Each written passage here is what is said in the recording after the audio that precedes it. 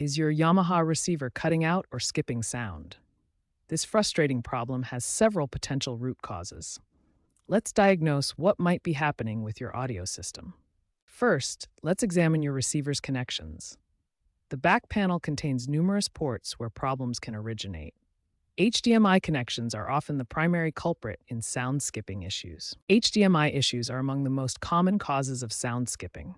Problems can arise from ARC and EARC conflicts, CEC control issues, or simply a faulty HDMI cable, especially longer cables over 15 feet. Here's how HDMI connections should work between your TV and receiver. The EARC or ARC connection carries audio back to your receiver, but compatibility issues between devices can cause intermittent dropouts. Audio format incompatibility is another major cause. When your source device sends PCM audio that cycles between formats, or when there's a mismatch between what your receiver expects and what it receives, sound interruptions occur. Firmware bugs and hardware issues can also cause problems. Older Yamaha receivers may have flawed DSP chips, while outdated firmware can introduce compatibility issues.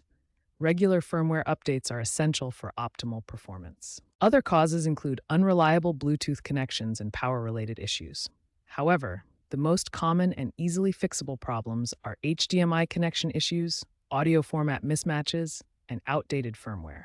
These should be your first troubleshooting targets. First, check all physical connections. Ensure HDMI, optical, and other cables are securely connected to both your receiver and source devices. Next, experiment with different audio formats on your source device, TV, and receiver. Bitstream or pass-through settings often provide the most reliable audio transmission. Try turning off HDMI control, also known as CEC, and EARC on both your TV and receiver. These features can sometimes cause audio conflicts and dropouts. Update your Yamaha receiver's firmware. You can do this via network connection or by downloading the firmware to a USB drive.